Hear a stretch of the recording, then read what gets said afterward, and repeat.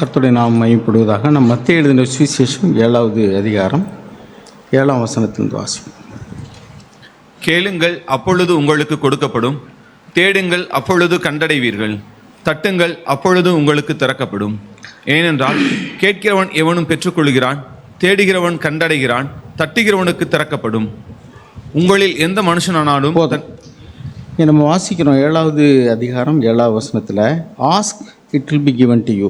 கேளுங்கள், அப்பொழுது உங்களுக்கு கொடுக்கப்படும். அதுக்கடுத்து 11வது வசனத்தில், ஆகையால் பொல்லாதவர்களாகிய நீங்கள் உங்கள் பிள்ளைகளுக்கு நல்ல ஈவுகளை கொடுக்க அறிந்திருக்கும் போது பரலோகத்தில் இருக்கிற உங்கள் பிதா தம்மிடத்தில் வேண்டிக் கொள்கிறவர்களுக்கு நன்மையானவைகளை கொடுப்பது அதிக நிச்சயம் அல்லவா? அநேக நேரங்களில் நமக்கு ரொம்ப வேண்டியவங்களாக இருந்தால், அல்லது நம்ம உணர்ச்சி வசப்பட்டு ஒருத்தரிடத்தில் அன்பு கூர்ந்தோம்னா, அதாவது எமோஷ்னல் ஃபீலிங்கில் ஒருத்தர்கிட்ட அன்பு கூறும் பொழுது அவங்க கேட்காமலே நம்ம அவங்களுக்கு நிறைய செய்யணும்னு நினைப்போம். ஐயோ பாவம் அப்படின்னு நினச்சிட்டு. ஒருத்தர் கேட்க முடியாத ஒரு நிலைமையில் ஒருத்தர் இருக்கிறாருன்னா அப்படி நம்ம செய்கிறது ஒன்றும் தப்பு இல்லை. அவங்களுடைய தேவையை அறிஞ்சு நம்ம தான் செய்யணும். சின்ன பிள்ளைகளுக்கு அப்படி செய்கிறோம். ஆனால் கேட்க முடிஞ்சவங்களுக்கு ஆண்டவர் இப்படி ஒரு கண்டிஷன் வைக்கிறார். கேளுங்கள், அப்பொழுது உங்களுக்கு கொடுக்கப்படும். எப்பொழுது அப்படின்னா கேட்டால் மட்டும்தான். அவருக்கு தெரியும். அங்கே ஜெபம் பண்ண சொல்கிற இடத்துல ஆண்டவர் சொல்கிறாரு, நீங்கள் கேட்குறதுக்கு முன்னாடியே உங்களுடைய பரமபிதாவுக்கு என்னது தேவை என்று அறிந்திருக்கிறார். அங்கே வாசிக்கிறோம் 6வது அதிகாரம் மத்திய எழுதின சுவிசேஷம் 8வது வசனம் வாசிங்க. அவர்களைப் போல நீங்கள் செய்யாதிருங்கள். உங்கள் பிதாவை நோக்கி நீங்கள் வேண்டிக் கொள்கிறதுக்கு முன்னமே உங்களுக்கு இன்னது தேவை என்று அவர் அறிந்திருக்கிறார். இப்போ நம்ம வேண்டிக் கொள்வதற்கு முன்னாடியே நமக்கு இன்னது தேவை என்று பிதாவுக்கு தெரியும். ஆனாலும் கேளுங்கள், அப்பொழுது தான் உங்களுக்கு கொடுக்கப்படும். அப்படின்னா நல்ல காரியமாக இருந்தால் கூட நம்ம கேட்டால் தான் கிடைக்கும். ஏன் அப்படி ஒரு காரியத்தை தேவன் வச்சுருக்காருனா, God is working with certain principles. அவருக்கு தெரியும் நமக்கு என்னது தேவைன்ட்டு. அவர் கொடுக்கறதுக்கு விருப்பம் உள்ளவராக இருக்கிறார். ஆனாலும் கேளுங்கள், அப்பொழுது தான் உங்களுக்கு கொடுக்கப்படும் அப்படின்னு. அப்படின்னா நம்ம சில நேரங்களில் ரொம்ப தயாளம் உள்ளவங்களை போல் கேட்காமலே செய்வோம். நான் அப்படி சில நேரங்களில் ரொம்ப மனதுருக்கத்தோடு கூட நம்ம அதிகமாக அவங்க மேலே அக்கறை உள்ளவங்கள காட்டிக்கிறதுக்காக நம்ம அப்படி செய்ய முடியும். ஆனால் அதனுடைய விளைவு என்னென்னா, அவர்கள் தங்கள் தேவையை உணராதவர்களாக இருக்கிறார்கள். பிறகு டேக் இட் கிராண்டட் அப்படி செய்யும்போது அது இவங்கெல்லாம் செய்ய நமக்கு கடமைப்பட்டிருக்காங்க அப்படிங்கிற மாதிரி உணர்வு, நன்றி உணர்வு இல்லாமல் இருக்கிறது. அப்படி கேட்காமலே ஒரு பொருளை கொடுக்கும்போது அதனுடைய மேன்மையை உணராமல், ஏன்னா தேவையுள்ள மனிதருக்கு ஒரு உதவி செய்யும்போது பார்த்திங்கன்னா, நன்றியா அப்படிம்பாங்க, நன்றி ரொம்ப தேங்க்ஸ் அப்படிம்பாங்க. சின்ன உதவியாக இருக்கும், அவங்க ரொம்ப நன்றி சொல்லுவாங்க. ஆனால் ஒரு சிலருக்கு நீங்கள் பெரிய உதவியை கூட செஞ்சுருப்பீங்க, ஆனால் அவங்கள்ட்ட நன்றி உணர்வே இருக்காது. காரணம் என்னன்னாக்கும், அவங்களுக்கு அவர்கள் தேவையை அவர்கள் உணரவில்லை. அப்படி இருக்கும்போது நாமளாக வழிக்க போய் அவங்களுக்கு உதவி செய்யும் பொழுது அவங்கள்ட்ட நீங்கள் நன்றி எதிர்பார்க்க முடியாது. உங்களுடைய கைண்ட் ஹார்ட்டட்னஸ் அவங்கள்ட்ட ஹார்ட் ஹார்ட்டட்னஸை கொண்டு வந்துடும். அவங்களுக்கு ஒரு இறுதிய கடினத்தை வளர்த்து விட முடியும். அவங்க அவங்கெல்லாம் செய்கிறதுக்கு நம்ம கடமைப்பட்டவங்க போன்ற. ஆக தேவன் எப்போதுமே ஒரு காரியத்தை செய்கிறதுக்கு முன்னாடி அவர்கள் கேட்க வேண்டும் அப்படின்னு சொல்கிறாரு. எப்படி கேட்கணும் அப்படின்னா, விசுவாசத்தோடு கேட்கணுமா. அதாவது தேவன் செய்வார் என்ற விசுவாசத்தோடு கூட. நாம் யாக்கோபு எழுதின நிறுவனம் 1வது அதிகாரம் யாக்கோபு 1 6வது வசனம் வாசிங்க. ஆனாலும் அவன் எவ்வளவாகிலும் சந்தேகப்படாமல் விசுவாசத்தோட கேட்க கடவன். சந்தேகப்படுகிறவன் காற்றினால் அடிபட்டு அலைகிற கடலின் அலை கோப்பாயிருக்கிறான். அப்புறம் அப்படிப்பட்ட மனுஷன் தான் கர்த்தரிடத்தில் எதையாகிலும் பெறலாம் என்று நினையாதிருப்பானாக. அப்படின்னு என்ன அர்த்தம்? சந்தேகப்படாமல் கேட்கணும், விசுவாசத்தோடு கேட்கணும். பாருங்கள், முதல்ல கேட்கணும், அப்புறம் அதை சந்தேகப்படாமல் கேட்கணும், விசுவாசத்தோடு கூட கேட்கணும். இப்போ இதெல்லாம் ஒரு இடத்துல ஒன்று சொல்லப்பட்டிருக்கு, இன்னொரு இடத்துல இன்னொரு சொல்லப்பட்டிருக்கு. அப்போ ஜெபம் அல்லது வேண்டுதல் அப்படின்னு சொல்ல வரும்போது நம்ம எப்படி கேட்கணுமோ, சந்தேகப்படாமல் கண்டிப்பாக நான் தேவன்கிட்ட கேட்டால் அவர் எனக்கு கொடுப்பார் அப்படிங்கிற விசுவாசம். ஏன்னா அவர் தகப்பன். நான் கேட்குறதுக்கு முன்னாடி அவருக்கு என்னென்னு தெரியும். ஆனால் நான் கேட்கணுன்னு விரும்புகிறாரு, சந்தேகப்படாமல் கேட்கணுன்னு விரும்புகிறாரு, விசுவாசத்தோடு கேட்கணுன்னு விரும்புகிறாரு. ஸோ இதெல்லாம் அவரை பிரியப்படுத்தக்கூடிய விஷயம். லூக்கா எழுதின சுவிசேஷம் 18ஆம் அதிகாரத்தில் 1வது வசனம். லூக்கா 18:1 வாசிங்க. லூக்கா 18:1. சோர்ந்து போகாமல் எப்பொழுதும் ஜெபம் பண்ண வேண்டும் என்பதை குறித்து அவர்களுக்கு அவர் ஒரு உவமையை சொன்னார். சோர்ந்து போகாமல் அப்படின்னா we must not lose heart. நம்ம நம்பிக்கை இழந்துடக்கூடாது. கேட்டாச்சு, ஆண்டவர் ஒன்றும் கொடுக்கல, என்னத்தை கொடுக்க போகிறாரு அப்படின்ற எண்ணம் நமக்கு வரக்கூடாதான். அதான் now he was telling them a parable to show that at all times they ought to pray and not to lose heart. நம்பிக்கை இழந்துடக்கூடாது. ஒரு காலம் ஏன் தாமதமாகிறதுனால, ஒரு காரியம் நமக்கு கேட்குறோம் உடனே கிடைக்கல அப்படின்னு சொன்னால் தாமதமாகிறதுனால நாம் நம்பிக்கையை இழந்து விடக்கூடாது. பொறுமையோட, நம்பிக்கையோட, நீடிய பொறுமையோட. அதை பாருங்கள், அந்த ஒரு ஓமையை சொல்கிறாரு. ஒரு பெண் அந்த பட்டணத்தில் இருக்கக்கூடிய ஒரு அநீதியான நியாயாதிபதி. அவன் கடவுளுக்கும் பயப்பட மாட்டான், மனுஷனுக்கும் பயப்பட மாட்டான், மனுஷங்களை மதிக்கவும் மாட்டான். அப்படிப்பட்டதான ஒரு நியாயாதிபதி அவனுடைய வீட்டில் போய் தினந்தோறும் கேட்டுக்கிட்டே இருக்கான். அவன் செய்யவே இல்லை. ஆனால் அவன் விடுறது மாதிரி இல்லை. அவன் செய்கிறது இல்லை, விடா கண்டேன் கொடா கண்டேம்பாங்க. அப்படின்னா அவன் கேட்குறத விடவும் இல்லை, அவன் கொடுக்கவும் இல்லை. ஆனாலும் கேட்டுக்கிட்டே இருக்கா. ஒரு நாள் வருது, என்ன இவன் டெய்லி என்னை அலட்டிக்கிட்டே இருக்கா, நான் அவன் கேட்டபடி கொடுக்காட்டா கூட என்னை விடுறது மாதிரி இல்லையன்ட்டு அவன் கொடுக்க மனதில்லாட்டி கூட அவள் டெய்லி தொந்தரவு பண்ணுறதுக்காக கொடுப்பா.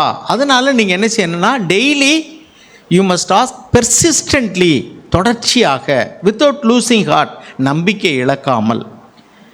இந்த நம்பிக்கை, தேவனிடத்தில் வச்சுருக்கக்கூடிய நம்பிக்கை, விசுவாசம், அது அவனுக்கு ரொம்ப தேவனுக்கு பிரியமான ஒரு காரியம். நம்பிக்கையோடு கூட ஒரு பெண் அந்த சிரோனிக்காலய ஸ்ரீ அவரிடத்துல ஆண்டவர்கிட்ட கேட்குறா, ஆண்டவரே என்னுடைய இறங்குங்க அப்படின்னு சொல்லிட்டு அவள் மகளுக்கு சுகம் தரும்படிக்கு. ஆனால் அவள் என்ன சொல்கிறாருன்னா, பிள்ளைகளுடைய அப்பத்தை எடுத்து நாய்க்குட்டிகளுக்கு போடுவது நல்லதில்லை அப்படிங்கிறார். அவர் சொல்கிறார், ஆமாம் ஆண்டவரே, உண்மைதான். ஆனாலும் அந்த மேஜையிலேருந்து விழக்கூடிய துணிக்கைகளை நாய்க்குட்டிகள் என்ன செய்யும், திங்கத்தான் செய்யும். அப்படின்னா நாய்க்குட்டின்னு சொன்னால் கூட அவள் மனம் தளர்ந்து போய்விடவில்லை. கண்டிப்பாக நான் விசுவாசிக்கிறவர் என்னான் என்று அறிந்திருக்கிறேன், அவர் கண்டிப்பாக எனக்கு செய்வார் அப்படிங்கிற நம்பிக்கை இருக்க போய் தான் இவ்வளவு அசிங்கப்படுத்துகிற மாதிரி பேசும்போது, இன்சல்ட் பண்ணுற மாதிரி பேசும்போது கூட அவள் நம்பிக்கை இழக்காமல் சொல்கிறாள்.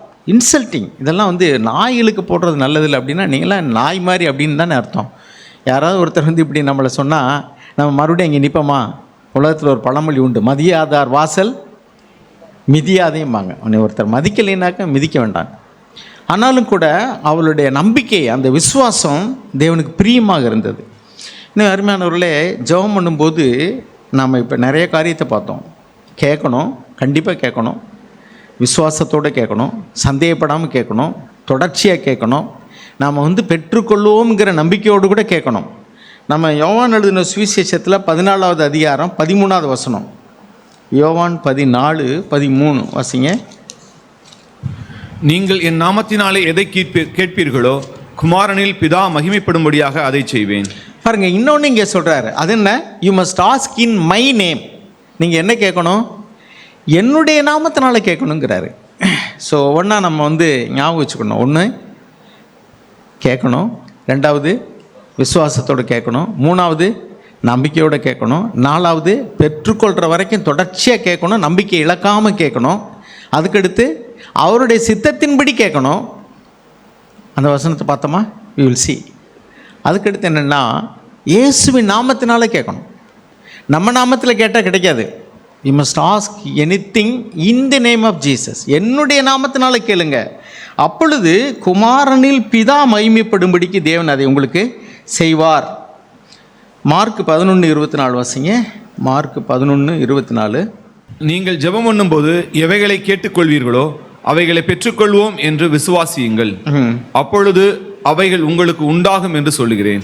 ஏன் விசுவாசத்தை பற்றி தான் நம்ம வாசிக்கணும். அதான் நிறைய வசனங்கள் இருக்குது. நிறைய யோவான் எழுதின சுவிசேஷம் 15வது அதிகாரம் 7வது வசனம், 16வது அதிகாரம் 24வது வசனம், இப்படிலாம் நிறைய வசனங்கள் இதை பற்றி எழுதியிருக்கு. 1 யோவான் 5வது அதிகாரம் 14வது வசனம் வாசிங்க. 1 யோவான் 5:14.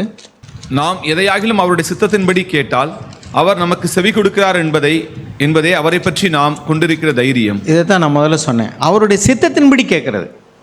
சரி, பரிசுத்த ஆவியை பெற்றுக்கொள்ள வேண்டும் என்பது அவருடைய சித்தமா இல்லையா? கண்டிப்பாக அவருடைய சித்தம்தான். லூக்கா 11:9 வசனம் வாசிங்க. லூக்கா 11. நான் உங்களுக்கு சொல்லுகிறதாவது, கேளுங்கள் அப்பொழுது உங்களுக்கு கொடுக்கப்படும், தேடுங்கள் அப்பொழுது கண்டடைவீர்கள், தட்டுங்கள், அப்பொழுது உங்களுக்கு திறக்கப்படும். 13. பொல்லாதவர்களாகிய நீங்கள் உங்கள் பிள்ளைகளுக்கு நல்ல ஈவுகளை கொடுக்க அறிந்திருக்கும் போது பரமபிதாவானவர் தம்மிடத்தில் வேண்டிக் கொள்கிறவர்களுக்கு பரிசுத்த ஆவியை கொடுப்பது அதிக நிச்சயம் அல்லவா? சரி, பாருங்க, அவருடைய சித்தத்தின்படி கேட்கணும் அப்படின்னா நம்ம என்ன கேட்டாலும் கிடைக்கும் அப்படின்னு ஒரு இடத்துல எழுதியிருக்கு. ஆனால் அது அவருடைய சித்தமாக இருக்கணும். அவருடைய சித்தத்துக்கு புறம்பா என்ன வேணாலும் கேட்கலாம். எனக்கு கார் வேணும், எனக்கு பங்களா வேணும், ஜீபும்பான்ற மாதிரி இல்லை. அவருடைய சித்தத்தின்படி கேட்கணும். சரி, அப்போ பரிசுத்த ஆவியை பெற்றுக்கொள்வது அவருடைய சித்தமாக இல்லையான்னு கேட்டால் சித்தம்தான். எல்லாருமே நாம் வந்து பரிசுத்த ஆவியை பெற்றுக்கொள்ளணும், பரிசுத்தமாக வாழணும் அப்படிங்கிறது தேவனுடைய சித்தமாக இருக்குது. அப்போ ஏன் அதை கூட அவர் கேட்ட உடனே ஏன் கொடுக்கக்கூடாது? நிறைய பேர் வந்து கேட்டு கேட்டு கேட்டு வந்து கிடைக்கலைங்கிறாங்க. சில பேர் வந்து ஏதாவது ஒரு மீட்டிங்கில் ஒரு பிரசங்கத்தை கேட்டால் கொஞ்ச நாள் கேட்பாங்க, அதுக்கப்புறம் விட்டுருவாங்க. நீங்கள் பரிசுத்தாவி பெற்றுக்கொண்டீங்களான்னு கேட்டால் அவர் என்ன சொல்லுவாங்கன்னாக்கும், வேறு சர்ச்சில் உள்ளவங்களாக இருந்தால் நாங்கள் அந்நிய பாஷையை பேசுகிறோம்னு சொல்லுவாங்க. நம்ம சர்ச்சில் உள்ளவங்களாக இருந்தாக்கும் அப்படி தான் நினைக்கிறேன் அப்படிம்பாங்க. காரணம் என்னென்னா, அல்லது பெற்றுக்கொள்ளலையும்பாங்க, அல்லது சந்தேகமாக தலையாட்டுவாங்க. காரணம் என்னென்னா, அவர்கள் ஒவ்வொருவரும் பரிசுத்தாவியை பெற்றுக்கொள்வதில் ஒரு விதமான நம்பிக்கையில் இருக்கிறாங்க. ஒரு சிலர் வந்து அந்நிய பாஷை கிடைச்சாதான் அபிஷேகம் கிடைச்சதை நம்புகிறாங்க. அது எங்கேயோ கேட்ட ஒரு செய்தியினுடைய தாக்கம். ஒரு சிலர் வந்து கனிகள்னால் அதை அறியறதுக்கு பதிலாக வரங்கள் நமக்கு வெளியரங்கமாக இல்லைங்கிறதுனால பரிசுத்தாவியை பெறலைன்னு நினைக்கிறாங்க. சில பேர் வந்து கொஞ்சம் காலம் கேட்டுட்டு அப்படி விட்டுறது. அதனால் நான் பெற்றுக்கொண்டேனா இல்லையான்னு எனக்கு தெரியல. அருமையானவர்களே, இந்த வார்த்தைகள் எல்லாமே நாம் ஜெபத்தில் எதை கேட்டாலும் பெற்றுக்கொள்ளுங்கிறது மெயினாக என்னென்னா குட் கிஃப்ட்ஸ், நல்ல வரங்கள், தேவனுடைய சித்தத்தின்படி அது நமக்கு வேணும்னு நினைக்கிறத கண்டிப்பாக கேட்கணும். ஆனாலும் கூட அவருடைய நேரம் வர்ற வரைக்கும் நம்ம பொறுமையோடு காத்திருக்கணும். சில நேரங்களில் உடனே பதில் வந்துடும், சில நேரங்களில் தாமதமாக வரலாம், சில நேரங்களில் நோ கூட ஆன்சர் வரலாம். சில நேரங்களில் நோ அப்படின்னா பாருங்கள், பவுல் வந்து எவ்வளவோ ஆண்டவருக்காக பாடுபட்டார், கஷ்டப்பட்டார். ஆனால் அவர் கேட்டது வந்து என்ன, ஆண்டவரே எனக்கு இந்த முள், என் மாம்சத்தில் உள்ள இந்த முள், அது ஒரு வியாதியாக இருக்கலாம், அது என்னை விட்டு போகணும் அப்படின்னு கேட்டார். ஆனால் தேவன் என்ன சொல்லிட்டார்னா நோன்னு சொல்லிட்டார். எப்படி நோங்கிறாருன்னா, உன் பலகீனத்தில் என் பலன் பூரணமாய் விளங்கும் அப்படின்னு என்ன அர்த்தம்னா, அது அப்படியே தான்ப்பா இருக்கும், உன்னுடைய பலகீனம் தான் அது, ஆனால் என் பலன் விளங்கும். எதுக்காக அப்படி சொல்கிறாருன்னு சொல்லி என்ன எழுதியிருக்குன்னா, அவருக்கு கொடுக்கப்பட்ட வெளிப்பாடுகள் நிமித்தம் அவர் தன்னை உயர்த்தாதபடிக்கு. அப்படின்னா நம்ம என்ன நினைக்கிறோம், அவர் எவ்வளவோ ஆண்டவருக்காக ஊழியம் செஞ்சார், ஒரு நல்ல மனுஷன், கடந்த காலம் எப்படி இருந்தாலும் சரி, இப்போ ஒரு தேவ மனுஷன், தேவனுக்காக அதிகமாக பிரயாசப்பட்டார், அதிகமாக பாடுபட்டார், அதிகமாக அநேக நாடுகளுக்கு இடங்களுக்கு சுற்றுப்பயணம் செய்தார், அடிபட்டார், உதைப்பட்டார், ஜெயிலில் அடைபட்டார். இவ்வளவு பாடுகள் பட்ட ஒரு மனுஷனுக்கு ஏன் ஆண்டவரே நீங்கள் அந்த சுகத்தை கொடுக்கக்கூடாது? அப்படி தான் நம்ம நினைப்போம். நம்முடைய வழிகளும் தேவனுடைய வழிகளும் ஒன்றல்ல. அப்போ தேவன் என்ன சொல்கிறாரு அப்படின்னா, எப்பா உனக்கு எது நல்லதுன்னு உனக்கு தெரியல, சரீரத்தில் சுகம் கிடைக்கிறது நல்லதா, இல்லை நீ எப்பொழுதும் தாழ்மையிலே தரித்திருந்து எனக்கு பிரியமாக ஆனவனா வாழ்ந்து உன் ஓட்டத்தை ஜெயமாக முடிக்கணுங்கிறது நல்லதா அப்படின்னு கேட்டால், அப்படி ஒரு வேளை அந்த மாதிரியான ஒரு முள் கொடுக்கப்படலைன்னா அவர் தன்னையே உயர்த்தி பெருமையில் விழுந்து போக முடியும். அப்போ ஒரு மனிதன் வந்து தாழ்மையிலே தரித்திருக்க வேண்டும் என்றால் தேவன் ஒவ்வொரு மனுஷனுக்கும் அவனை உடைப்பதற்கு, அவனை தாழ்த்துவதற்கு ஏதாவது ஒன்றை அனுமதிக்க வேண்டியிருக்கிறது. அப்போ நம்ம கேட்குற எல்லாத்தையும் தேவன் கொடுப்பாருன்னு கேட்டால் அப்படி கொடுக்கறது இல்லை. அவருடைய சித்தத்தின்படி கேட்கணும் அப்படிங்கிற ஒரு வார்த்தை அங்கே இருக்குது. அப்போ அவருடைய சித்தம் என்ன? பவுலுக்கு வந்து அந்த வியாதி, அந்த முள் நீங்குவது தேவ சித்தம் அல்ல. ஏன்னா that is not a good gift. அதை அவர் ஒருவேளை கொடுத்தால் அது பவுனுடைய ஆத்மாவை கெடுக்கிறதாக மாற்றிவிடும், பெருமையில் அவர் உப்பி போக முடியும். அதனால் அவருக்கு கொடுக்கப்பட்டதான வெளிப்பாடுகள், அவர் பரலோகத்துக்கு எடுத்துக்கொள்ளப்பட்டு தூதருடைய பாசைகளை கேட்டு, மனிதர்கள் கேட்கக்கூடாத தூதர் பேசும் பாசைகளையெல்லாம் கேட்டாராம். அதை நான் மற்றவர்களுக்கு சொல்லக்கூடாது என்றெல்லாம் சொல்கிறார். அப்போ இவ்வளவு பெரியதான வெளிப்பாடுகளை பெற்ற ஒரு மனுஷன் தனக்கு கிடைத்த வெளிப்பாடுகள் நிமித்தம் தன்னை உயர்த்தாதபடிக்கு பார்த்தீங்கன்னா அவர் அநேக பேருக்கு சுகம் கொடுக்குறார். அவருடைய உருமால்களை கொண்டு போட்டு கூட சுகமாகறாங்க. இது எப்படி நல்லா யோசிச்சு பாருங்கள். அவருடைய உருமால்கள் அப்போஸ்தலருடைய நிழல் பட்டு கூட சுகமாக இருக்காங்கலாம் வாசிக்கிறோம். இவ்வளவு பெரியதான அற்புதங்கள் நடந்த காலத்தில் சுகம் கிடைக்குது. அவர்களுக்கு கிடைக்கக்கூடியதான அந்த இவர்களுடைய கரம் வச்சு ஜெபம் பண்ணும்போது மற்றவங்களுக்கு சுகம் கிடைக்குது. ஆனால் இவர்களுக்கும் சுகம் கிடைக்கல. அப்போ மற்றவர்கள் எல்லாரும் எனக்கு சுகம் கிடச்சிருச்சு, நீங்கள் எனக்கு நல்ல சுகத்தை கொடுத்துருக்கீங்க அப்படின்னு வந்து பவுல்கிட்ட சொன்னாங்கன்னா இப்போ இவர் என்ன சொல்லுவார்? உங்களுக்கு சுகம் கிடைச்சது உண்மை தான், அது தேவனுடைய சித்தம். எனக்கு சுகம் கிடைக்கல, எனக்கு சுகம் கிடைக்கல. நான் இங்கே ஒருத்தரை பற்றி கேள்விப்பட்டேன். நம்ம நாட்டிலே வாழ்ந்தவர், பாலாசியர் லாரின்னு ஒன்று சொல்லுவாங்க. அவ்வளவு பெரிய அற்புதங்கள்லாம் நடந்ததாம். ஆனால் கடைசியில் அவர், நானும் தேவன் வந்து என்னைக்கிட்ட இறங்கிட்டார், அந்த நிலவில் போய் மனுஷன் இறங்கினும்போது தேவன் வந்து என்கிட்ட இறங்கிட்டாருன்னு சொல்லிட்டாரான். பயங்கரமான அற்புதங்கள்லாம் நடந்ததாக தேவ மனுஷர்களே சொல்கிறாங்க. அவர் போனார்னா பேய்களெல்லாம் நடுங்கி ஓடுமா, மேடையில் நின்னார்னா அழுதுட்டு வருமா, அவ்வளோ அற்புதங்கள் நடக்குமா. சில பேர் சொல்லியிருக்காங்க, கையை நீட்டி இது பண்ணார்னா அப்படியே ஒளி வட்டம்லாம் தெரியும் அப்படின்லாம் சொல்லியிருக்காங்க. இப்படிலாம் நம்ம கிறிஸ்துவ வட்டாரத்தில் கேள்விப்பட்டதே இல்லை. நம்ம திருநெல்வேலி மாவட்டத்தில் தான் அது. ஆனால் கடைசியில் அந்த மனுஷன் வந்து மிக மோசமான நிலைமைக்கு போனதை கேள்விப்படும். ஆண்டவர் வரப்போகிறாருன்னு சொல்லி நிறைய பேர் அவருடைய வார்த்தையை நம்பி காத்திருந்தாங்களாம். எதுக்கு சொல்ல வரேன்னா, நம்ம ரொம்ப எளிதில் பெருமையில் விழுந்து போகக்கூடிய மனிதர்கள். எனவே குட் கிஃப்ட்ஸ் எது நல்ல வரோம் அப்படின்னா, அந்த மனிதனுக்கு மேன்மையான பரலோகத்தில் பலனை தரக்கூடியதான தேவனுடைய பார்வையில் நன்மையான ஈவுகளை தரும்படிக்கு தேவன் நம்மக்கிட்ட எதிர்பார்க்குறார். அதனால் சில பேருக்கு வந்து உடனே கிடைக்கிது, சில பேர் கிடைக்கிறதில்ல. அப்படி கிடைக்காத பொழுதும் கூட, ஆண்டவரே நீங்கள் எனக்கு நல்லதுக்கு தான் இதை செய்கிறீங்க அப்படிங்கிற விசுவாசம் நம்மளை எத்தனை பேருக்கு இருக்குது? அருமையானவர்களே, இந்த எல்லா காரியத்திலையும் நான் வந்து ஜெபத்தில் எப்படிலாம் நம்ம பண்ணணும், எதையெல்லாம் கேட்கணும், எப்படிலாம் கேட்கணும் அப்படின்லாம் நான் வந்து சொன்னேன். ஆனாலும் நான் இந்த செய்தியை சொல்கிறதுக்கு முன்னாடி என் இருதயத்தில் இருந்த பாரம் என்னென்னா, நாம் மற்றவங்களுக்கு கேட்காமலே ஒன்று செய்யும் பொழுது அதனுடைய விளைவுகளை பற்றி நம்ம யோசிக்கிறதே இல்லை. நான் இந்த காலங்களில் தேவன் எனக்கு அதையெல்லாம் வெளிப்படுத்துகிறார். நிறைய பேருக்கு உதவி செஞ்சே கெடுத்துட்டோம். நான் பார்த்துருக்கேன், சர்ச்சில் இருந்தால் ஒரு சில பேரை உதவி செஞ்சு கெடுத்துட்டோம். ஞானம் இல்லாமல், ஒரு நல்ல வெளிச்சம் இல்லாமல், பகுத்தறிவு இல்லாமல். அவங்களுக்கு தேவை இருக்கா கொடு. காரணம் என்னென்னா, தேவை இருந்தால் கொடு, இருக்கா கொடு. இருந்தால் கொடுக்கணும்னா, தேவை இருந்தால் கொடுக்கணும்னோ நம்ம நினைக்கிற தப்பு. அது தேவ சித்தமானு தெரிஞ்சு கொடுக்கணும். எப்படி கேட்குறதுல தேவ சித்தத்தின்படி கேட்கணுமோ அதே மாதிரி நம்மக்கிட்ட இருக்கிறத கொடுக்குறதுலேயும் தேவ சித்தத்தின்படி கொடுக்கும். சில நேரங்களில் நம்ம மற்றவங்களை இம்ப்ரெஸ் பண்ணுறது மாதிரி கொடுப்போம்.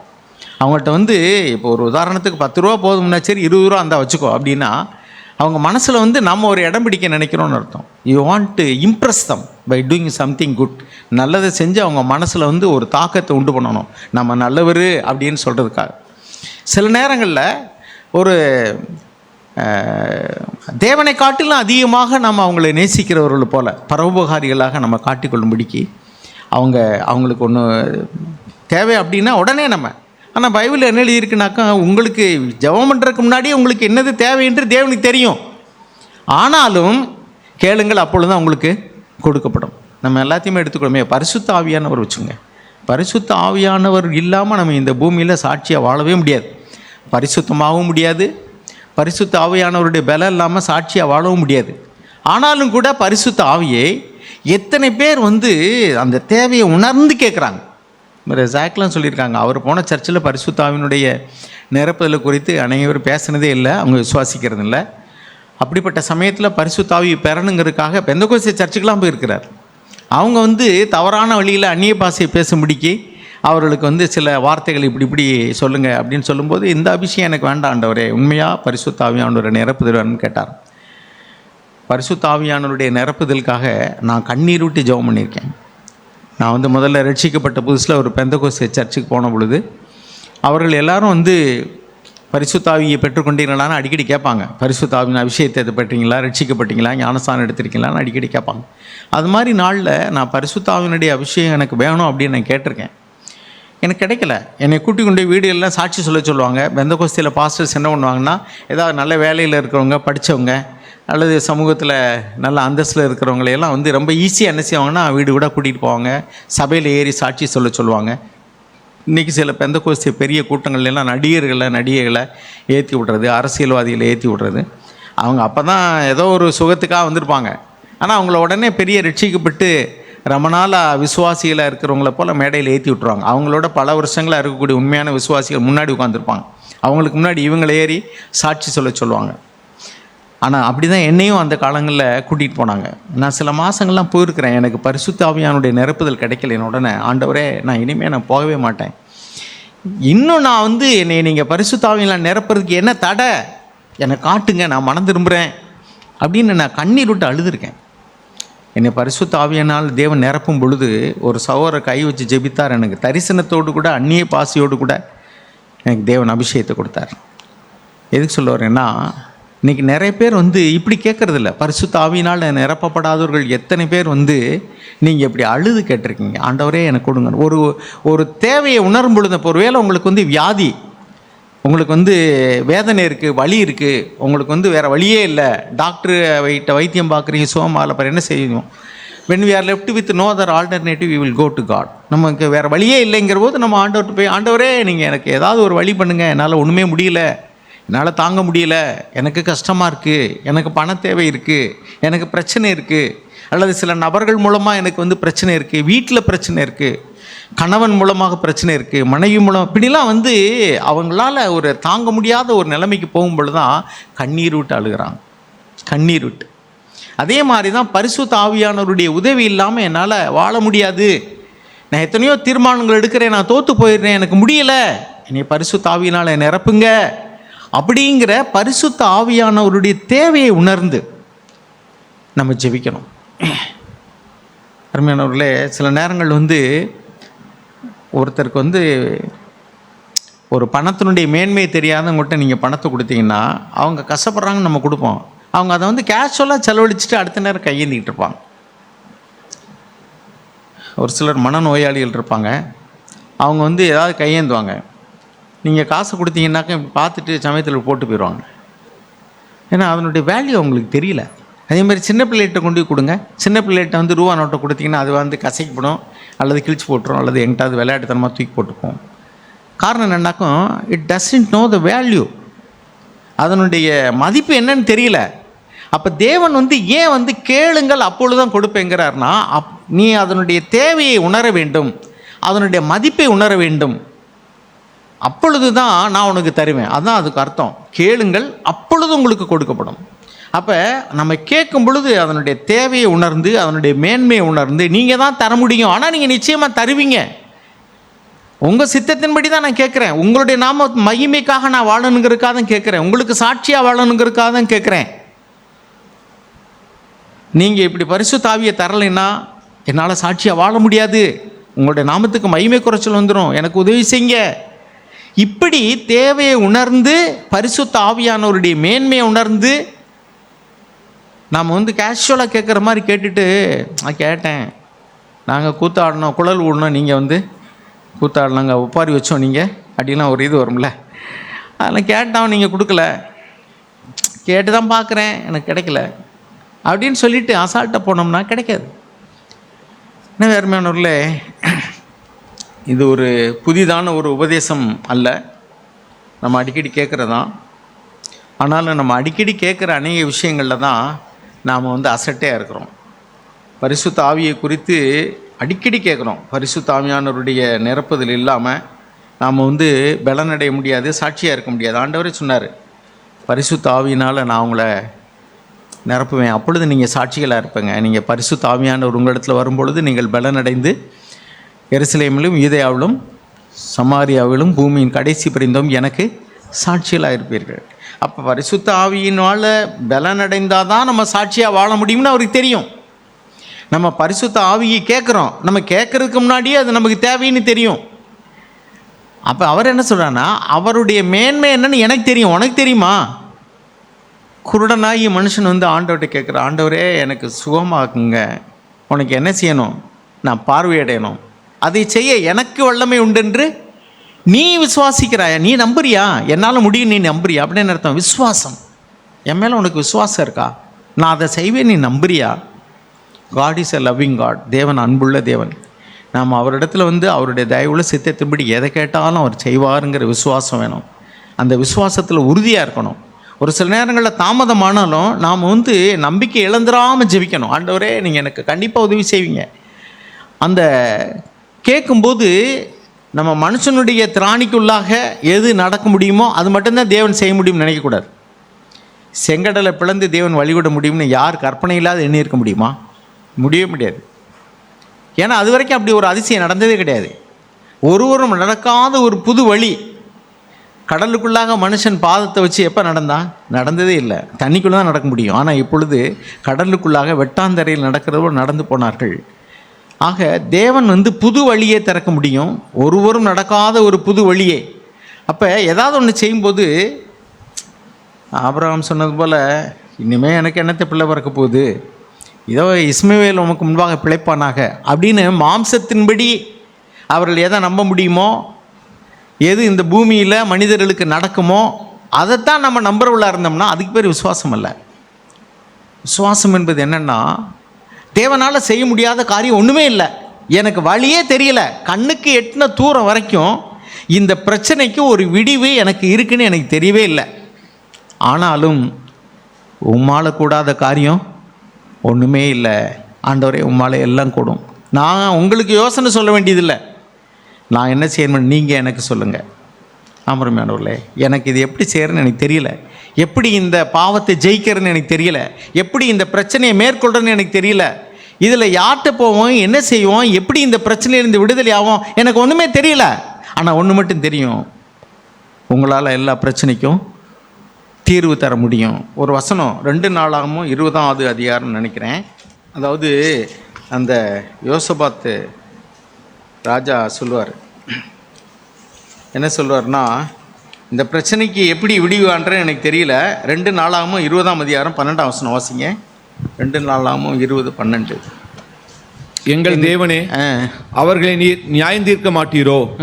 எங்களுக்கு விரோதமாக வந்த இந்த ஏராளமான கூட்டத்திற்கு முன்பாக நிற்க எங்களுக்கு பலன் இல்லை. எங்களுக்கு முன்பாக வந்திருக்கிறவர்கள், எங்களுக்கு விரோதமாக வந்திருக்கிறவர்கள் ஏராளமான பேர், கொஞ்சம் நெஞ்ச பேர் இல்லை. அவங்களுக்கு முன்னாடி நிற்கிறதுக்கு எங்களுக்கு பலனே இல்லை. அல்லது நாங்கள் சந்திக்கக்கூடிய இந்த பிரச்சனை ரொம்ப பெருசு, எங்கள் புத்திக்கு எட்டாதது, இந்த பிரச்சனையை எதிர்கொள்ள முடியுங்கிற நம்பிக்கையோ பலனோ எங்களுக்கு இல்லவே இல்லை. அடுத்து, நாங்கள் செய்ய வேண்டியது இன்னதென்று எங்களுக்கு தெரியவில்லை, ஆகையால் எங்கள் கண்கள் உம்மையே நோக்கி கொண்டிருக்கிறது என்றான். பாருங்க, ஓ அவர் God, will you not judge them, for we are powerless before this great multitude who are coming against us, nor do we know what to do, but our eyes are on you. எங்களுக்கு எதிர்த்து நிற்கிற, எங்களுக்கு நாங்கள் சந்திக்கிற இந்த பிரச்சனையை எப்படி எதிர்கொள்வதற்கும் என்று எங்களுக்கு தெரியலை, அதை எதிர்கொள்வதற்கான பலனும் இல்லை. ஆனால் ஒன்று, நீர் சர்வ வல்லமையுள்ள தேவன், உங்களால் முடியாத காரியம் ஒன்றுமே இல்லை. எனவே எங்களுடைய கண்கள் உண்மையை நோக்கி இருக்கிறது, உங்களால் முடியாத காரியம் ஒன்றுமே இல்லை. இதுதான் விசுவாசத்தோடு ஆண்டவர்கிட்ட கேட்குறது. நமக்கு ஒரு வழி சொல்லி, ஆண்டவரை இப்படி செய்யுங்க, அப்படி செய்யுங்க,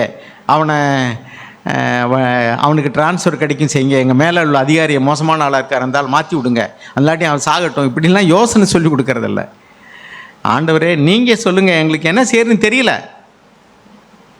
யூ டூ சம்திங்லா. எங்களுக்கு பவரும் இல்லை, எங்களுக்கு யோசனையும் இல்லை, தெரியல, வழியும் தெரியல, ஆனால் எங்கள் கண்கள் உண்மையே நோக்கி இருக்கிறது. You are a powerful God, please do something. நம்ம கேட்போமா? விசுவாசத்தோடு கேட்போம். எந்த பிரச்சனையில் நம்ம சோர்ந்து போகவே வேண்டாம், அதீரியப்படவே வேண்டாம். பரிசுத்த ஆவியில் மட்டுமல்ல, சுகம் பலன் தேவைக்காக ஜெபிக்கிறது எதுவாக இருந்தாலும் சரி, தேவனே எங்கள் கண்கள் உம்மை நோக்கி இருக்கிறன்னு சொல்லுவோம். கர்த்தர் கண்டிப்பாக நம்ம கேட்கிறத நிச்சயமாக கொடுப்பார், ஏனென்றால் அவர் நம்மை நேசிக்கிறார். ஆமென். கேட்கிற எவனும் பெற்றுக்கொள்கிறான். நம்முடைய வாழ்க்கையில் தேவனிடத்தில் கேட்கிற விதம் அருமையாக சகோதரர் சொன்னாங்க. நமக்கு நம்பிக்கை, தேவன் செய்வார் தருவார், அந்த நம்பிக்கை அது முக்கியமானதாக இருக்குது. நம்முடைய அநேக ஜெபங்கள் கொஞ்ச நாள் ஆர்வமாக உற்சாகமாக கேட்குறோம், அப்புறம் நாளடைவில் அதை அப்படியே விட்டுறோம். நான் இப்படி யோசிக்கிறேன், அதாவது நம்ம கதவை தட்டுறோம், ஆனால் ஆண்டவர் கதவை திறக்கிறதுக்குள்ளே அந்த இடத்த விட்டு எந்திரிச்சு போயிடும். அந்த அந்த கேப்பு இருக்குது பாருங்கள், அது அதில் தான் நமக்கு அவசரம், அதில் தான் நமக்கு சீக்கிரம் அப்படின்னு எதிர்பார்க்குறோம். அந்த விதவை நீடிய பொறுமையுள்ளவளாக இருந்து அந்த அநீதியுள்ள நியாயாதிபதி இடத்துல காரியத்தை பெற்றாள். அப்போ நம்முடைய ஜெபம் அப்படித்தான் இருக்கணும், பலவந்தம் பண்ணுகிற ஒரு ஆவியுள்ளவர்களாய் தேவ சித்தத்தின்படி கேட்கிற ஜெபம். நாம் பரிசுத்தமாக வாழ்வது தேவனுடைய சித்தமாக இருக்குது. அப்போ பரிசுத்தம் பாவ வாழ்க்கையை குறித்ததான காரியங்கள், நமக்குள்ளே இருக்கிற ஜென்ம சுபாவம், அது கோபமாக இருக்கலாம், பொய்யாக இருக்கலாம், பெருமையாக இருக்கலாம்.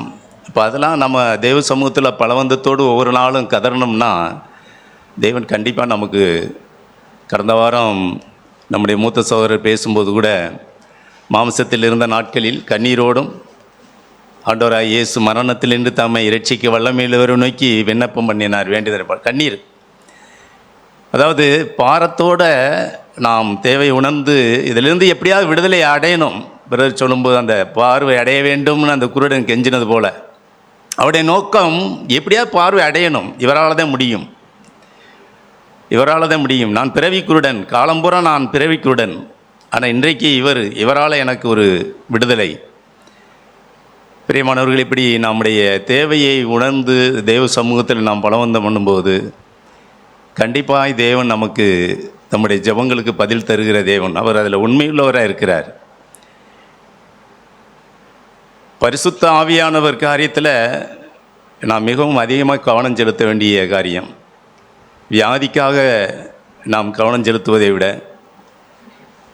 அல்லது நம்முடைய பொருளாதார தேவைக்காக கவனம் செலுத்துவதை விட, பரிசுத்த ஆவியான தேவையானது ஒன்றே. மரியாள் தன்னை விட்டு எடுபடாத நல்ல பங்கை தெரிந்து கொண்டார். தேவையானது பரிசுத்த ஆவியானவர் தான். பரிசுத்த ஆவியானவர் இல்லாமல் பரிசுத்தமாக வாழ முடியாது. அதை முதல்ல நம்ம விளங்கணும்.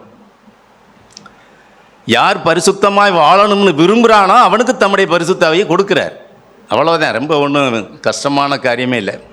பரிசுத்தமாக வாழணும்னு ஒரு வாஞ்சையும் ஒரு வைராக்கியமும் ஒரு விருப்பமும் ஒரு மனுஷனுக்குள்ளே இருந்தால் தேவன் எப்படி பரிசுத்த ஆவியை கொடுக்காமல் இருப்பார்? அது எப்படி? அது அவரால் அது இல்லை, அவரால் முடியாதுன்றார். நான் அப்படி சும்மா இருக்க மாட்டேன்றார். அதே அர்த்தம். பரிசுத்தமாக வாழணுங்கிற விருப்பம், எண்ணம். பரிசுத்த ஆவியை கேட்குறோம், எதுக்குன்னு கேட்குறாரு. எனக்கு பரிசுத்த ஆவியை தாங்க ஆண்டவரும் கேட்குறோம், எதுக்கு? நான் பரிசுத்தமாக வாழணுமே, என்னால் முடியலையே. அந்த உணர்வு இருந்தால் தான் பரிசுத்த ஆவியை பெற்றுக்கொள்ள முடியும். பிறகு சொன்னது போல் இன்றைக்கு பரிசுத்த ஆவியானவருக்காக கண்ணீர் விட்டு நான் அழுகிறேன்னு சொல்லி கேள்விப்பட்ட ஒரு சாட்சியெல்லாம் பார்க்க முடியல. வாலிபர்கள்லாம் இருக்கிறாங்க. என்னுடைய காலங்களில் நான் அப்படிலாம் துக்கத்தோடு இனத்தை இழந்தவனைப் போல் அலைந்த நாட்கள் உண்டு. பரிசுத்த ஆவியானுடைய நிறைவு இல்லைன்னா நான் சாகிறத தவிர வழி இல்லைன்னு. நான் வேஸ்ட்டு, வீண், பூமியில் வாழ்வது வீண். ஒரு முறை எனக்கு நல்லா ஞாபகம் இருக்குது. ஒரு இடத்துல சைக்கிளில் போய்கிட்டு இருந்தேன், அழுதுகிட்டே போய்கிட்டு இருக்கிறேன். எனக்கு ஆவியானவர் நீங்கள் தரலையே, ஞானசம் எடுத்து 3 வருஷம் ஆச்சே, எனக்கு பரிசுத்த ஆவியின் நிறைவு இல்லையே, அழுதுகிட்டே போகிறேன். எனக்கு இன்னும் அந்த இடம் கூட ஞாபகம் இருக்குது. எதிர்த்தாப்பில் லாரி வந்தது, இதில் விழுந்து செத்துட்டா கூட தேவையில்லைன்னு சொன்னேன். நீங்கள் அப்படிலாம் செமிக்கணும்னு சொல்லலை, என்னுடைய வைராக்கியம் அப்படி இருந்தது. ஏன்னா ஆவியானுடைய அந்த பலனை அப்படியா நான் தாகத்தோடு கூட வைராக்கியத்தோடு கூட அப்படித்தான் கேட்டேன். ஒரு கூடுகையில் தேவன் என்னை அந்நிய பாசையோடு கூட தேவன் நிறைப்பினார். பிரியமானவர்களே, ஒரு வசனம் இருக்குது, ஏசாயாவின் புஸ்தகம், அருமையான வார்த்தை. ஏசாயாவின் புஸ்தகம் 41:17. சிறுமையும் எளிமையுமானவர்கள் தண்ணீரை தேடி அது கிடையாமல் அவர்கள் நாவு தாகத்தால் வரலும்போது கர்த்தராகிய நான் அவர்களுக்கு செவி கொடுத்து இஸ்ரவேலின் தேவனாகிய நான் அவர்களை கைவிடாதிருப்பேன். நான் அவர்களுக்கு செவி கொடுப்பேன். எப்போ? அவர்கள் தாகத்தால் நாவு வறண்டு போன நிலைமை வர்ற வரைக்கும் எதிர்பார்த்து அந்த தாகத்தை தீர்க்கிறார். நமக்கு தெரியும், அந்த ஆகார் தன்னுடைய பிள்ளைக்கு தண்ணி இல்லாமல் வனாந்தரத்தில் அலைந்த பொழுது அவள் கண்ணீரோடு தேவனை நோக்கி கதரும் பொழுது, பிள்ளை சாகப் போகிறானே, இஸ்மவேல் சாகப் போகிறானே, அப்போ என் ஆவிக்குரிய வாழ்க்கையில் ஜெயமில்லையே ஐயோ நான் பின்மாற்றமாக இருக்கிறேனே, ஐயோ எனக்கு பரிசுத்தமாக வாழ முடியலையே, கண்ணீர். ஆகாரின் கண்ணீரை கண்டார் தேவன் நமக்கு தெரியும். அப்போ அந்த தாகத்தால் அந்த நாவு அங்கே வாடினது, சுருண்டது. அதை தேவன் திருப்திப்படுத்தினார். ரொம்ப எல்லாம் அலட்ட வேண்டியதே இல்லைங்க. பரிசுத்த ஆவியானவரை பெற்றுக்கொள்வதற்கு, ஆவியின் நிறைவை பெறுவதற்கு விசுவாசம், நம்பிக்கை, ஒரு விடாப்பிடி, தொடர்ந்து, கொஞ்ச நாள் அல்ல, தொடர்ந்து. பிள்ளை கூடும் இல்லை என்றால் நான் சாகிறேன். அதாங்க அந்த வைராக்கியம். யாக்கோபுட்டேரே யார் கேட்டது? ராகேல், பிள்ளை கூடும் இல்லை என்றால் சாகிறேன். அந்த ஒரு அது அது அது அவர்களுக்கு முக்கியம். குழந்தை இல்லாமல் மலடியாக இருப்பது அவர்களுக்கு அவமானமாக இருக்கிறது, வேதனையாக இருக்கிறது. அப்போ ஆவியானவர் இல்லாமல் வாழ்வது ஒரு மலட்டுத்தன்மை. அது ஒரு மலட்டுத்தன்மை. ஆவியானவர் எனக்கு வேணும், பிள்ளை கூடும் ஆண்டவரே, எனக்கு உம்முடைய ஆவியை தாரும் ஆண்டவரே, நான் வாழ்வது வேஸ்ட், இவ்வளோ காலம் நான் கிறிஸ்துவ வாழ்க்கை வாழ்வது வேஸ்ட்டு, என்னால் முடியலை, சாட்சியை வாழ முடியலை, எனக்கு உம்முடைய ஆவியின் பலன் வேண்டும், உம்முடைய வல்லமையை தாரும், என்னால் முடியலை ஆண்டவரே. ஆக காரியம் என்னென்னா, பரிசுத்தமாய் வாழணுங்கிற அந்த வைராக்கியம், அந்த உணர்வு, அதில் தான் இருக்குது நம்ம ஜெபம். நான் வாழணும், உண்மையாக வாழணும், பரிசுத்தமாக வாழணும், தேவனுக்கு ஒரு சாட்சியாக வாழணும். என்னுடைய பேச்சில், என்னுடைய பார்வையில், என்னுடைய சிந்தனையில், என்னுடைய பண விஷயத்தில், என்னுடைய மற்றவர்களை மன்னிக்கிறதில்ல, நேசிக்கிறதில்ல, ஆண்டவரே அதில் உண்மை போல வாழணும்.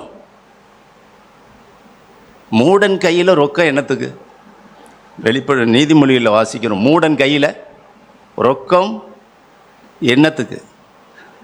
இந்த கொடுக்குற காரியத்தில் கூட சொன்னாங்க. இன்றைக்கி நிறைய பேர் அப்படித்தான் அசட்டையாய் வாங்குகிற காரியத்தில், உதவி செய்கிற காரியங்கள், யாரோ ஒரு சகோதர சகோதரிகள் யாருக்காக ஒருத்தருக்கு ஒருத்தர் உதவி செய்யும்போது கூட நன்றி மறந்தவர்களாய், பிரியமானவர்களே, அதனுடைய மேன்மை உணராதவர்களாய், ஒரு நன்றி உணர்வு. நன்றி, தேவன் என்னத்தை எதிர்பார்க்கிறார்? ஒரு நன்றி உணர்வு. வாங்கி வாங்கி, அதாவது சிலருக்கு வாங்கி வாங்கி அப்படியே பழக்கமாயிரும். அவர்கள் தேவன் மேல் நம்பிக்கை இல்லாதவர்களாய், தேவனை சார்ந்து கொள்ளாதவர்களாய், அந்த எலியா காக்காயை பார்த்தது மாதிரியே, எப்படா காக்கா வரும்? தேவனை பார்த்த மனிதன் அப்படியே திரும்பி விட்டான், மோசம் போனான். அப்போ பிரியமானவர்களே, நாம் இதெல்லாம் நமக்கு சிருஷ்டாந்தரமாக இருக்குது. நமக்கு இதெல்லாம் மனம் திரும்பும்படி தேவன் நம்மோடு கூட இடைப்படுகிறார். தேவையானது ஒன்று, பரிசுத்த ஆவியானவருடைய நிறைவுக்காக. அதாவது பிரதர், நம்ம மூத்த சகரே பொன்னன் அவர்கள் பேசும்போது அவங்க சொல்லுவாங்க, பரிசுத்தாவின் நிறைவுங்கிறது ஒவ்வொரு நாளும் அதை தேவ சமூகத்தில் நாம் என்ன செய்யணும்? கேட்டுக்கொண்டே இருக்கணும். ஒவ்வொரு நாளும் தேவ சமூகத்தில், ஆண்டவரே உம்முடைய ஆவியினால் நிரப்பும், உம்முடைய ஆவியினாலே நடத்தும். அந்த உணர்வு, அந்த வைராக்கியம், அந்த தாகம் கண்டிப்பாக கேட்கிற எவனுக்கும் அதை பெற்றுக்கொள்ளும்படி தேவன் தம்முடைய ஆவியை வாக்குத்தத்தம் பண்ணியிருக்கிறார். கொடுப்பேன், மாம்சமான யாவர் மேலும் என் ஆவியை ஊற்றுவேன், அது வாக்கு பண்ணியிருக்கிறார். கேட்கிறவனுக்கு அது உண்டு, நிச்சயம். ஆனால் கேட்குற விதத்தில் தான் இருக்குது பிரச்சனை. நம்ம எதற்காக கேட்குறோம், எப்படி கேட்குறோம், தொடர்ந்து விடாமல் கேட்குறோமா, அதில் தான் இருக்குது பிரச்சனை. ஆக நாம் அப்படிப்பட்ட ஒரு காரியத்தை நாம் இருதயத்தில் நிறுத்தினவர்களை நாளில் கேட்ட வார்த்தையை மனதில் வைத்து நாம் தொடர்ந்து நம்முடைய வாழ்க்கையில், தனிப்பட்ட வாழ்க்கையில், தேவ சமூகத்தில் விசேஷமாய் பரிசுத்த ஆவியின் நிறைவை பெறாதவர்கள் கண்ணீரோடு, மீண்டும் சொல்கிறேன், கண்ணீரோடு தேவன் தம்முடைய ஆவியை நிரப்புவார். அவர் உண்மையுள்ளவர். எதற்கோ கவலைப்படுறோம், கலங்குறோம், அழுகுறோம், கண்ணீர் விடுறோம். ஆனால் பரிசுத்த ஆவியானவருக்காக நான் கண்ணீர் விட்டுருக்கேன் யார் சொல்லக்கூடும்? அப்படி கண்ணீரோடு தேடுகிறவர்களை தேவன் கண்டிப்பாக தம்முடைய ஆவியை தந்து அவர்களுக்கு நிரப்பி தம்முடைய வல்லமையை வெளிப்படுத்துவார். ஆகவே விசுவாசமுள்ளவர்களாய் தொடர்ந்து தேவனை தேடுவோம். தேவன் நமக்கு உதவி செய்வாராமே. இந்த நாளிலும் கூட தேவன் பேசின நல்ல வார்த்தைகளுக்காய் நான் ஆண்டவருக்கு நன்றி செலுத்துகிறேன். நான் பாடல் பகுதியிலே பாடல்களை பாடும் பொழுது தேவன் என்னோடு இடைப்பட்டார். அனுதினமும் நான் வளர்ந்திடவே அனுக்கிரகம் தர வேண்டுமே என்ற பாடல் வரிகளை நான் பார்த்த பொழுது எனக்கு ஆண்டவர் இந்த வார்த்தைகள் தான் என்னோடு நினைப்பூட்டினார். ஆமாண்டவரே, பரிசுத்த ஆவியானவர் இல்லை என்றால் என்னுடைய வாழ்க்கை எப்படி இருக்கும்? ஒரு பாலைவனம் போல, வறண்ட நிலம் போல தான் இருக்கும். அங்கே என்ன முளைக்க முடியும்? ஒரு செடியோ கொடியோ ஒரு பூக்களோ ஒரு மரமோ செழித்து வளர முடியுமா? வளரவே முடியாது. அதே போல தான் பரிசுத்த ஆவியானவர் இல்லாத வாழ்க்கை ஒரு பாலைவனத்திற்கு ஒப்பான வாழ்க்கை என்று சொல்லி அந்த பாடல் வரிகளை பாடும் பொழுது தேவன் என்னோடு வல்லமையாக இடைப்பட்டார். அந்த வார்த்தையை தேவன் சபையிலை தந்து என்னோடு பேசியிருக்கிறார், எனக்கென்றே பேசியிருக்கிறார் என்று சொல்லி அந்த வார்த்தையை நான் எடுத்துக்கொள்கிறேன். இந்த வார்த்தையை பேசும் பொழுது எனக்கு சகோதரர் இந்த வார்த்தையை பகிர்ந்து கொண்டிருந்தார். அப்பொழுது எனக்கு ஒரு சகோதரர் சொன்ன ஒரு காரியம் எனக்கு நினைவுக்கு வந்தது. ஒரு நாட்டினுடைய ராஜா என்ன பண்ணுறாருன்னா, ஊர் மக்களெல்லாம் நிலையை அறிய என்ன செய்கிறாரு, போயிட்டுருக்கிறாரு. போகிற பொழுது ஒரு பிச்சைக்காரர் வந்து உட்காந்துருக்கிறார். பிச்சைக்காரரை பார்க்குறாரு, அவர் மேல் மனதுருகிறாரு. மனதுருகி, உனக்கு என்ன வேணும், உனக்கு என்ன வேணாலும் என்ன வேணுமோ கேளு, நான் உனக்கு என்ன செய்கிறேன், தரேன் அப்படின்னு சொல்லி அந்த நாட்டினுடைய ராஜாவே என்ன செய்கிறாரு, அந்த பிச்சைக்காரர்கிட்ட கேட்குறாரு. அதுக்கு அந்த பிச்சைக்காரர் என்ன கேட்டாராம், எனக்கு நல்ல ஒரு திருவோடு வேணும் அப்படின்னு சொல்லி கேட்டாராம். இந்த காரியம் பிரதர் பேசிகிட்டு இருக்க பொழுது எனக்கு சகோதரர் சொன்ன அந்த காரியம் எனக்கு நல்ல நினைவில் வந்தது. நானும் என்னுடைய வாழ்க்கையிலே அநேக சமயத்தில் இந்த சூழ்நிலையை மாற்றி போடுங்க ஆண்டவரே, இந்த பிரச்சனையிலேருந்து எனக்கு விடுதலையை தாங்க கேட்குறது நல்ல காரியம்தான். ஆனால் அதை விட மேலான பரிசுத்த ஆவியானவரை நம்ம பெற்றுக்கொண்டால் அந்த சூழ்நிலையில் தேவனை என்ன செய்ய முடியும், நம்மை ஜெயமெடுக்கிறவர்களாய் தேவன் மாற்ற முடியும். அப்படிப்பட்ட நல்ல வார்த்தைகளை தந்து தேவன் நம்மோடு இடைப்பட்டிருக்கிறார். நாமும் ஒவ்வொருத்தரும் அதை கேட்டிருக்கிறோம். நாம் ஒரு வேத பகுதியை வாசித்து விட்டு நாம் என்ன செய்யலாம், பரிசுத்த ஆவியானவர் கூட நாம் ஜெயிப்போம். லூக்கா எழுதின சுவிசேஷம் நம் யாவருக்கும் தெரிந்த பகுதி தான். லூக்கா 11வது அதிகாரம் 5வது வசனத்திலிருந்து நாம் வாசிப்போம். லூக்கா 11:5. பின்னும் அவர் அவர்களை நோக்கி, உங்களில் ஒருவன் தனக்கு சிநேகிதனாய் இருக்கிறவனிடத்தில் பாதி ராத்திரியிலே போய், சிநேகிதனே, என் சிநேகிதன் ஒருவன் வெளிப்பிரயாணமாய் என்னிடத்தில் வந்திருக்கிறான், அவன் முன் வைக்கிறதற்கு என்னிடத்தில் ஒன்றுமில்லை, நீ 3 அப்பங்களை எனக்கு கடனாக தர வேண்டும் என்று கேட்டுக்கொண்டான். வீட்டுக்குள் இருக்கிறவன் பிரதியுத்தரமாக, என்னை தொந்தரவு செய்யாதே, கதவு பூட்டியாயிற்று, என் பிள்ளைகள் என்னோடே கூட படுத்திருக்கிறார்கள், நான் எழுந்திருந்து உனக்கு தரக்கூடாது என்று சொன்னான். பின்பு தனக்கு அவன் சிநேகிதனாய் இருக்கிற நிமித்தம் எழுந்து அவனுக்கு கொடாவிட்டாலும் தன்னிடத்தில் அவன் வருந்தி கேட்கிற நிமித்தமாவது எழுந்திருந்து அவனுக்கு தேவையானதை கொடுப்பான் என்று உங்களுக்கு சொல்லுகிறேன். மேலும் நான் உங்களுக்கு சொல்லுகிறதாவது, கேளுங்கள், அப்பொழுது உங்களுக்கு கொடுக்கப்படும், தேடுங்கள், அப்பொழுது கண்டடைவீர்கள், தட்டுங்கள், அப்பொழுது உங்களுக்கு திறக்கப்படும். ஏனென்றால் கேட்கிறவன் எவனும் பெற்றுக்கொள்கிறான், தேடுகிறவன் கண்டடைகிறான், தட்டுகிறவனுக்கு திறக்கப்படும். போதும். தேவன் இந்த வார்த்தையை என்னோடு நினைவூட்டினார். நம்ம கேட்கிற விஷயத்தை குறித்து கேட்கும் பொழுது அந்தவர் என்ன எப்படி கேட்டாராம், வருந்தி கேட்டுக்கொண்டார், தொந்தரவு செய்கிறார். இப்படியா நான் பரிசுத்த ஆவியானவரை கேட்கும் பொழுது எனக்கே ஒரு நாள் கேட்டேன் அப்படின்னு இல்லாதபடி தினந்தோறும் நேற்று பெற்ற பரிசுத்த ஆவியானவர் இன்று நமக்கு உதவுவாரா? கண்டிப்பாக முடியாது. நாம் என்ன செய்ய முடியும், ஒரு காரியத்தில் விழுந்திருப்போம், அது குறைவுபட்டிருக்க முடியும். ஒவ்வொரு நாளும் நாம் பரிசுத்த ஆவியானவரை பெற்றுக்கொண்டு வாழக்கூடிய வாழ்க்கை தான் ஜெயமுடைய வாழ்க்கை. அப்படிப்பட்ட வாழ்க்கைக்கு தான் நம்ம பிரயாசப்படணும் அப்படின்னு சொல்லி தேவன் என்னோடு வல்லமையாக இடைப்பட்டார். தேவன் பேசின நல்ல வார்த்தைகளுக்காக நான் நன்றி சொல்லுகிறேன். நாமும் கூட நேற்று பெற்ற பரிசுத்த ஆவியானவர் இல்லை, ஆமாண்டவரே, இன்று நான் உங்களுடைய ஆவியானவரை பெற்றுக்கொள்ளாவிட்டால் என்னுடைய வாழ்க்கை எப்படி இருக்கும்? வறண்ட நிலமாக தான் இருக்கும், பாலைவனம் போல தான் என்னுடைய வாழ்க்கை அமைய அப்படின்னு சொல்லி தேவனோடு இடைப்பட்டார். இந்த நாளில் கூட நம் வார்த்தையை கேட்ட ஒவ்வொருவரும் நாம் தலை வணங்குவோம். ஆமாண்டவரே, நாங்கள் கேட்கிற விஷயத்தை கொடுத்து நாங்கள் ஜாக்கிரதையாக இருக்கும்படி எங்களோடு இடைப்பட்டிருக்கிறீரே, நாங்கள் மேலானதை நாங்கள் கேட்டு விடட்டும் கர்த்தாவே. இந்த பூமிக்குரிய அற்ப காரியங்களை நாங்கள் அலட்டி கொள்கிறவர்களாக இருக்கிறோம் கர்த்தாவே. எங்களை ஒரு விசையாய் மன்னியும் கர்த்தாவே. மேலான ஒன்றை நாங்கள் கேட்டுவிடத்தக்கதா இந்த பிச்சைக்காரர் கேட்ட திருவோடு மாதிரி நம்முடைய வாழ்க்கையில பூமிக்குரிய காரியங்களை கூட, இதை கொடுங்க ஆண்டவரே, அதை கொடுங்க, பிள்ளை கல்யாணம் நடக்கணும், வேலை கிடைக்கணும், இப்படின்னு சொல்லி உலகப்பரமான காரியங்களே கொடுத்து நம்ம தொடர்ச்சியாய் கேட்டுக்கொண்டிருக்கிற எண்ணல் நிலையை கூட தேவன் என்னோடு உணர்த்தி இருக்கிறார். நான் மனம் திரும்ப விரும்புகிறேன்.